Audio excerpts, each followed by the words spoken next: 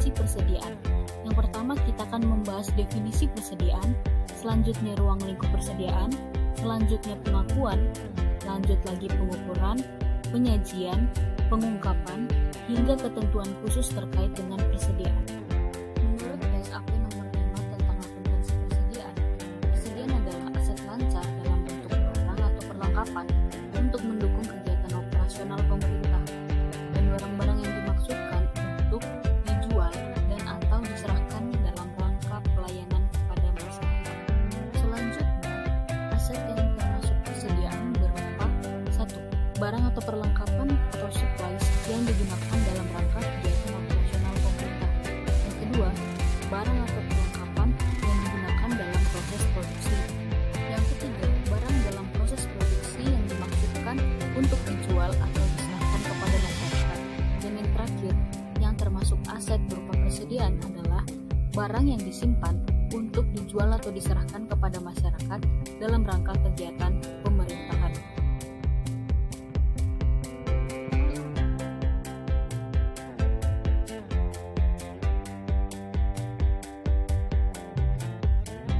Menurut PMK nomor 224 tahun 2016, berdasarkan sifat pemakaiannya, barang persediaan dapat terdiri atas yang pertama, barang habis pakai, selanjutnya barang tidak habis pakai, dan yang terakhir, barang persediaan juga terdiri atas barang bekas pakai. Sedangkan persediaan menurut PSAP nomor 5 tentang akuntansi persediaan terdiri atas barang konsumsi, amunisi, bahan untuk pemeliharaan,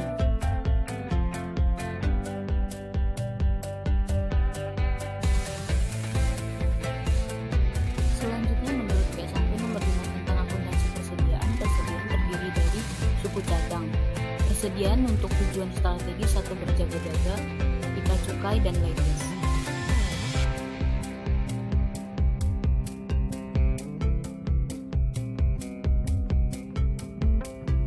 Yang termasuk persediaan selanjutnya adalah bahan baku, barang dalam proses atau barang setengah jadi, tanah atau bangunan untuk dijual atau diserahkan kepada masyarakat, dan yang terakhir, hewan atau tanaman untuk dijual atau diserahkan kepada masyarakat atau Pemda atau pihak lainnya. Pengakuan persediaan menurut PSAP nomor 5 tentang akuntansi persediaan, persediaan dapat diakui ketika potensi manfaat ekonomi masa depan diperoleh pemerintah dan mempunyai nilai atau biaya yang diukur dengan andal. Dan persediaan dapat diakui ketika diterima atau hak kepemilikan berpindah. Mari kita lanjutkan pembahasan terkait pengakuan persediaan. Menurut PMK nomor 224 tahun 2016, PMK ini memberikan penjelasan tambahan terkait konsep pengakuan persediaan. Biaya yang dapat diukur secara andal tadi harus didukung oleh bukti atau dokumen yang dapat diverifikasi, dan di dalam dokumen tersebut harus terdapat elemen harga barang persediaan sehingga biaya tersebut dapat diukur secara andal, jujur, dapat diverifikasi, dan bersifat netral. Adapun serah terima kepemilikan menggunakan dokumen sumber yang digunakan sebagai pengakuan perolehan persediaan seperti faktur, kwitansi, ataupun berita acara serah terima atau BAST. Selanjutnya, PMK nomor 224 tahun 2016 juga memberikan penjelasan bahwa pada akhir periode pelaporan, catatan persediaan disesuaikan dengan hasil inventarisasi fisik.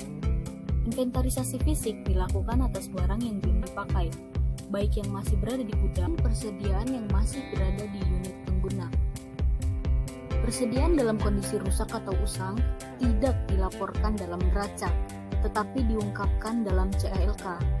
Untuk itu, laporan keuangan harus melampirkan daftar persediaan barang rusak ataupun usang.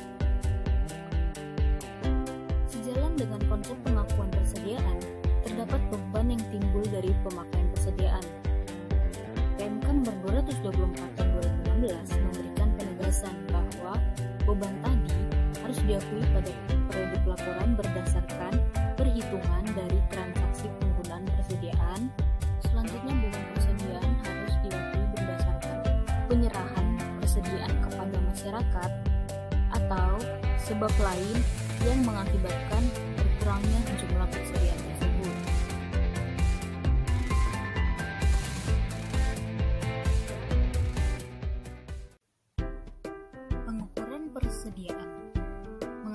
pada PSAP nomor 5 tentang akuntansi persediaan dan PMK nomor 224 tahun 2016.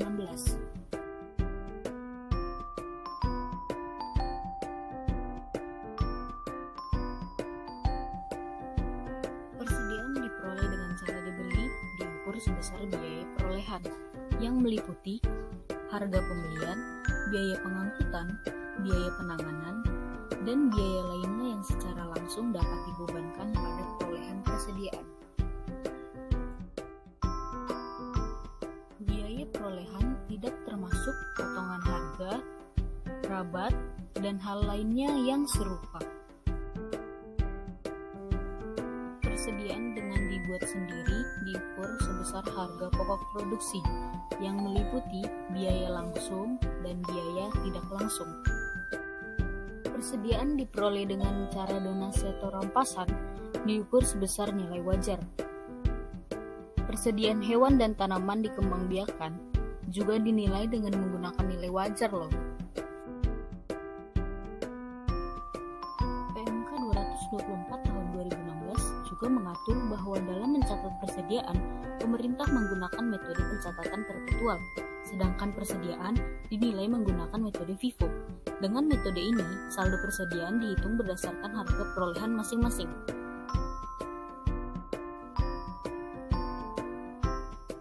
Tetapi jika Satker belum bisa menerapkan FIFO, maka penilaian persediaan dilakukan dengan metode perhitungan berdasarkan harga perolehan terakhir. Dalam rangka penyajian beban persediaan di LO, beban dicatat sebesar pemakaian persediaan atau use of goods.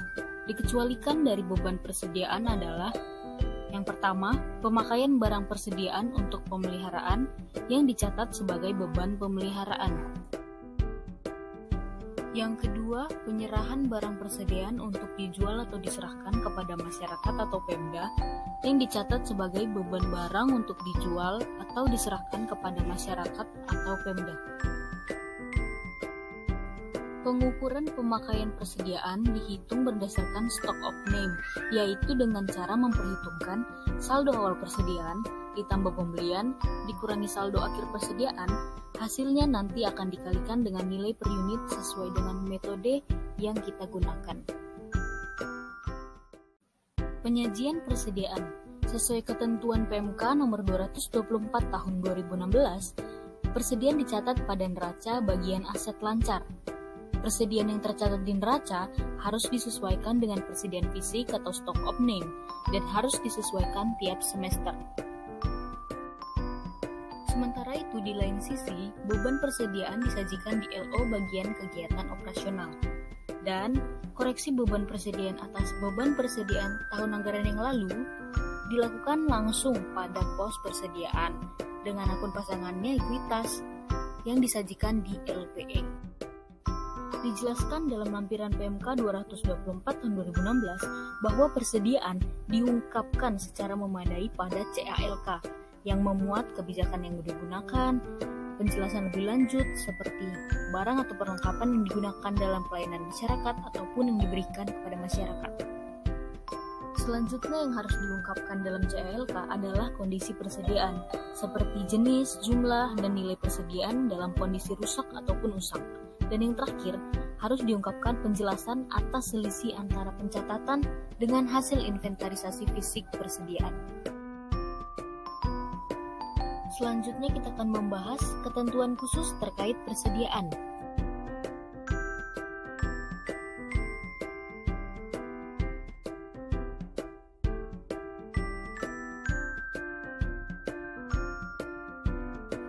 Ketentuan khusus yang pertama yaitu barang persediaan yang memiliki nilai nominal yang dimaksudkan untuk dijual seperti pita cukai, maka akan dinilai dengan biaya perolehan terakhir.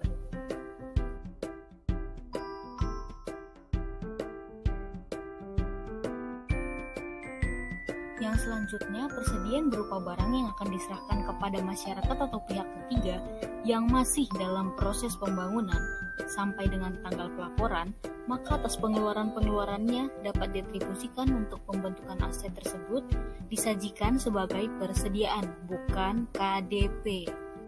Ketentuan khusus persediaan yang terakhir adalah ada kalanya unit pemerintah karena tugas dan fungsinya menerima hibah berupa emas, seperti penerimaan hadiah tidak tertebak atau HTT, atau hadiah yang tidak diambil oleh pemenang, contohnya pada Kementerian Sosial. Dalam hal ini, persediaan berupa emas tadi dicatat sebesar harga wajar pada saat perolehannya.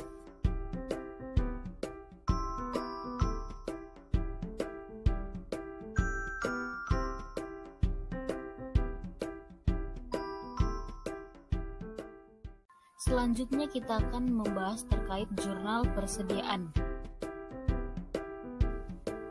Jurnal perolehan persediaan menggunakan APBN melalui SP2DGU ataupun langsung pada buku besar akrual saat BAST, kita akan mencatat persediaan yang belum diregister pada utang yang belum diterima tagihannya. Sementara di buku besar kas, kita akan mencatat no entry. Selanjutnya pada saat penerimaan resum tagihan belanja atau SPP dan SPM, kita akan mencatat utang yang belum diterima tagihannya pada belanja yang masih harus dibayar. Selanjutnya saat realisasi tagihan belanja, kita akan mencatat belanja yang masih harus dibayar pada ditagihkan ke entitas lain. Sedangkan di buku besar kas, kita akan mengakui belanja barang dan jasa dan ditagihkan ke entitas lain. Jurnal ini menurut PMK 212 tahun 2019. Selanjutnya jurnal untuk verifikasi persediaan ke BMN adalah persediaan di debit dikreditkan persediaan yang belum diregister. Sementara di buku besar kas, kita akan mencatat no entry.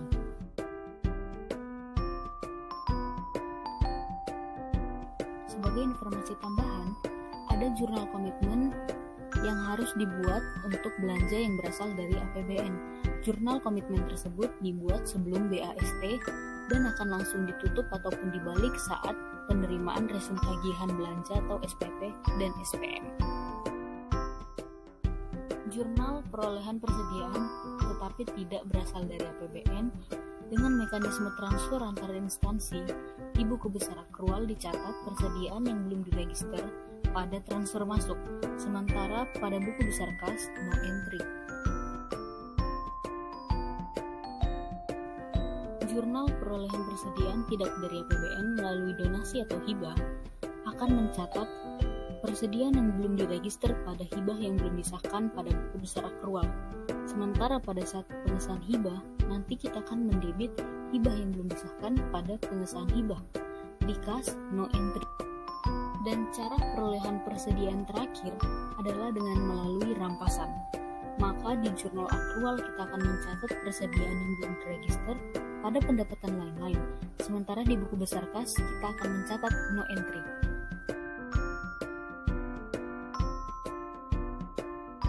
Sesaat setelah kita menerima atau memperoleh persediaan tersebut, kita harus mencatat atau meregistrasi persediaan tersebut ke aplikasi Simak BMN dengan menjurnal persediaan pada persediaan yang belum diregister. Sementara di kas kita no entry.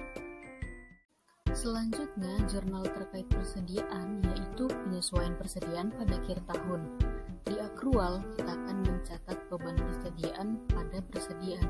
Apabila persediaan yang kita catat di pencatatan lebih banyak daripada persediaan fisik, maka kita akan mengurangi Sebaliknya, apabila pencatatan kita kurang daripada persediaan fisik, maka kita harus menambahkan persediaan tersebut pada pencatatan kita. Maka jurnal kita adalah persediaan pada beban persediaan di buku besar akrual, sementara di kas selalu no entry pada saat penyesuaian. Selanjutnya, ada penyesuaian jika nilai persediaan tahun anggaran yang lalu kurang saji, maka kita akan mencatat di buku besar akrual persediaan pada proyeksi ekuitas.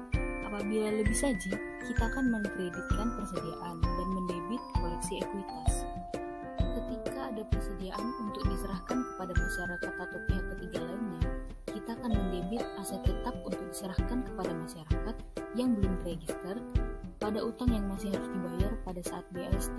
Selanjutnya, saat SPP atau SPM atau SP2D masih sama jurnal sebelumnya. Selanjutnya, pada saat realisasi penyerahan persediaan itu, kita akan mendebitkan beban penyerahan aset tetap untuk diserahkan kepada masyarakat pada aset tetap untuk diserahkan kepada masyarakat yang belum diregister.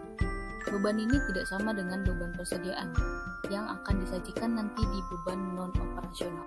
Untuk merealisasikan pembelajaran kita pada hari ini, marilah kita simak contoh soal pilihan ganda berikut ini. Bagaimana penyajian untuk pengeluaran bagi bangunan yang akan diserahkan kepada masyarakat namun belum selesai pada tanggal pelaporan? A. Disajikan sebagai KDP, B. Aset tetap lainnya, C. Aset lainnya, atau D. Persediaan.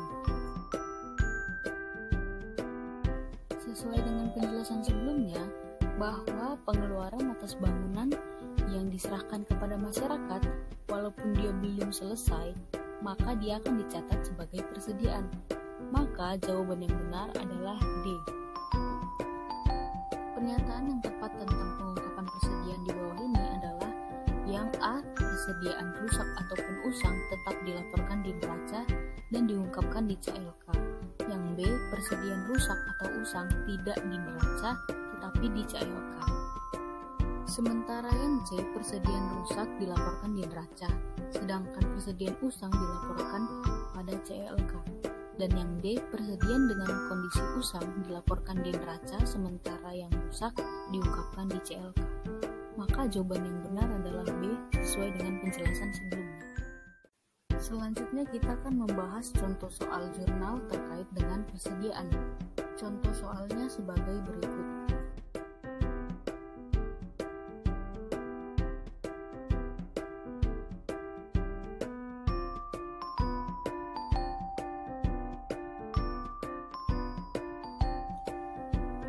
Maka pada saat BAST, Satker A akan mencatat persediaan yang belum diregister pada transfer masuk dan utang yang belum diterima tagihannya. Transfer masuk di sini adalah untuk mencatatkan persediaan yang diterima Satker A dari Satker B. Karena Satker A telah menerima 300 unit rapid test dengan harga satuan 70.000, maka kita kalikan 300 kali 70.000. Dengan ada tambahan biaya pengiriman sebesar 100.000, maka dikreditkan utang yang belum diterima tagihannya sebanyak 21.100.000. Sedangkan sisanya 200 unit tadi Satker A menerima dari Satker B. Maka pada akun transfer masuk 200 unit dikalikan dengan harga satuan, maka didapatlah 14 juta. Maka pada saat SPP atau SPM, kita tidak lagi mengotak-atik transfer masuk. Yang hanya kita balikkan adalah utang yang belum diterima tagihannya, lalu mengkreditkan belanja yang masih harus dibayar, sebesar 21.100.000 atau 300 unit. Pada umumnya di soal-soal latihan, kita meregistrasi BMN pada saat penerimaan SP2D. Maka sebelum mencatat SP2D, kita mencatat registrasi persediaan pada persediaan yang belum diregister.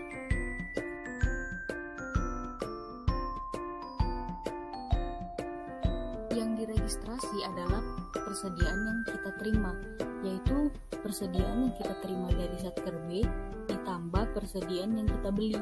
Maka yang kita registrasi ke BMN adalah sebanyak 35.100.000 atau sebanyak 500 unit yang kita miliki. Selanjutnya, pada saat realisasi belanja, kita akan mendebit belanja yang masih harus dibayar dan mengkreditkan kas, yaitu dicerminkan pada akun ditagihkan ke entitas lain.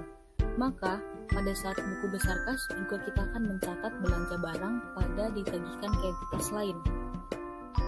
SP2D yang kita catat sebanyak kas yang kita keluarkan untuk mendapatkan persediaan tersebut. Karena kita mengeluarkan kas untuk menerima 300 unit saja, maka kita mencatat SP2D sebanyak 300 unit saja, maka hanya 21,1 juta.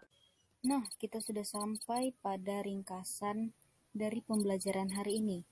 Yang pertama, persediaan adalah aset lancar dalam bentuk barang untuk mendukung kegiatan operasional pemerintah. Yang kedua, mencakup barang yang dibeli dan disimpan untuk digunakan. Yang ketiga, diakui saat potensi manfaat ekonomi diperoleh atau saat sudah dikuasai. Yang keempat, persediaan diukur sebesar biaya perolehan, harga pokok produksi atau nilai wajar, tergantung bagaimana persediaan itu diperoleh. Dan ringkasan yang paling terakhir adalah persediaan disajikan dalam neraca dan diungkapkan secara memadai di catatan atas laporan keuangan atau CAL.